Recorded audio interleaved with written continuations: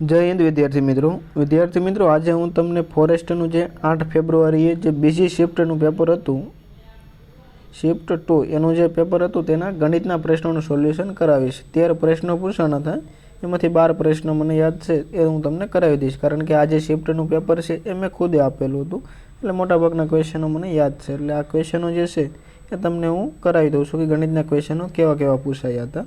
એટલે વિડીયો આખો જોજો અને જો ગમે તો લાઇક કરી દેજો, ચેનલ ઉપર નવા હોય તો સબસ્ક્રાઈબ કરી દેજો। તેમાં પહેલાં તો એક ટકાવારીનો પ્રશ્ન હતો કે 3000ના 4% લેખે 3 વર્ષમાં કેટલું તેનું વ્યાજ થાય, સાદું વ્યાજ પૂછેલું હતું।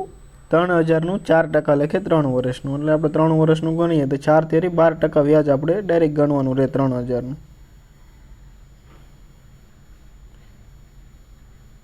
એટલે 12 તેરી 36 360 છે એ જવાબ આવતો હતો, ખાલી વ્યાજ જ પૂછેલું હતું, વ્યાજ મુદ્દલ નહોતું પૂછેલું, એટલે 360 જે છે એ આની અંદર આન્સર આવતો હતો, બરાબર। એટલે 3000ના 4% 3 વર્ષ માટે પૂછેલા હતા, મોટાભાગના આવડી ગયો છે, અને તમે પણ જોઈ શકો છો ગણિતના જે ક્વેશ્ચનો છે એ સાદા રૂપના મોટાભાગના ક્વેશ્ચનો હતો, એટલા બધા હાર્ડ ક્વેશ્ચનો નથી પૂછાતા, બરાબર છે। તેના પછી બીજો ક્વેશ્ચન હતો કે નફાખોટનો હતો કે વેપારી પડતર કિંમત પર 25% જે છે એ વધુ કિંમત છાપી અને 20% ડિસ્કાઉન્ટ સાથે 6000માં વેચે છે, તો એની પડતર કિંમત કેટલી હતી? અને ઓપ્શન આવા કંઈક આપેલા હતા, 6500, 6000, 5000 અને 5875 એવું કંઈક આપેલું હતું, બરાબર।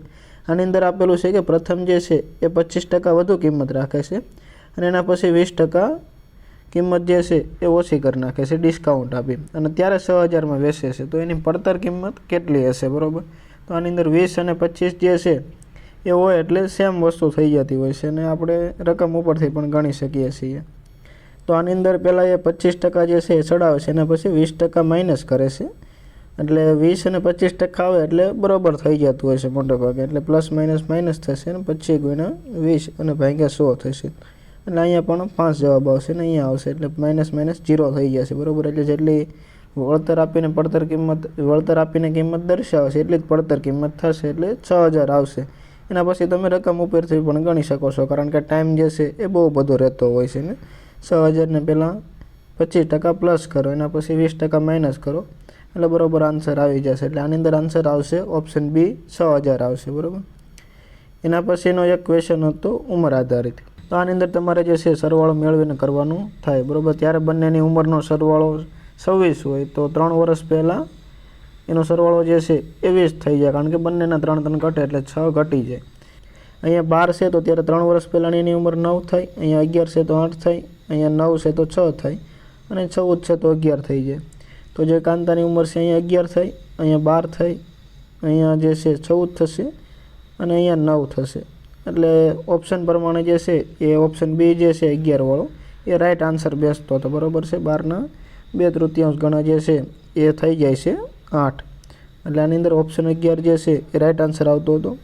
એના પછી જે છે એક પ્લસ માઇનસ વાળો જે આપણે ભાગોસભાનો ક્વેશ્ચન હોય છે એ પૂછાયો હતો કે એ બરાબર પ્લસ છે અને એમ બરાબર ભાંગ્યા છે, ડી બરાબર ગુણ્યા છે, સી બરાબર, અને જે રકમ હતી એની વચ્ચે ABCD એવું આપેલું હતું, એટલે એની અંદર સિરીઝ યાદ નથી, પરંતુ આન્સર જે છે એ 71 આવતો હતો, બરાબર, સોલ્યુશન કરીને।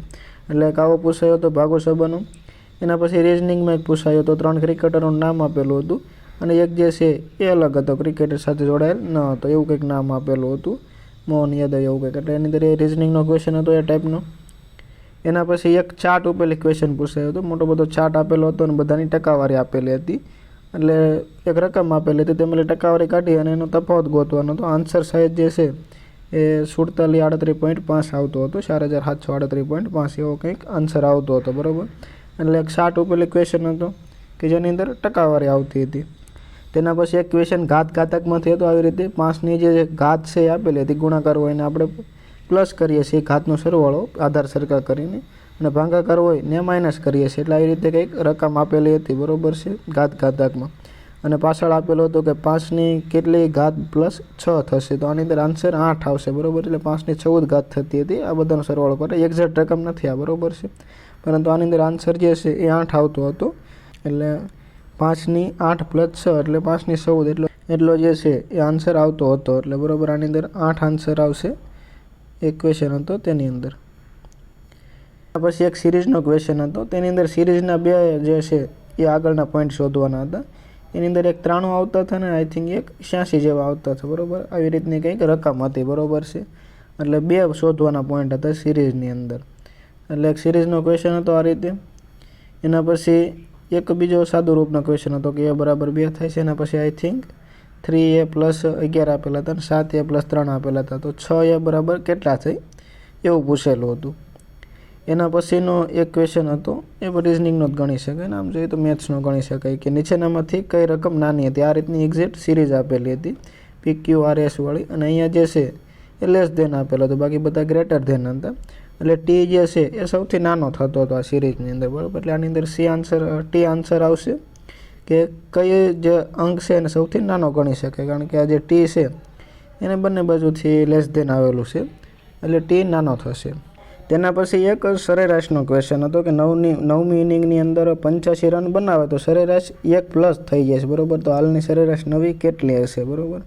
તો એની અંદર 80, 85, 79, 77 એવા ઓપ્શન આપેલા હતા. એની અંદર આન્સર જે છે એ 77 આવતો હતો, કારણ કે 73 સરેરાશ હોય એના પછી એક સરેરાશ વધવા માટે 8 ઇનિંગમાં બધાને એક રન આપવા પડે, એટલે 85 રન કરે તો એક સરેરાશ વધી જાય, એટલે આન્સર જે છે આની અંદર 77 આવશે.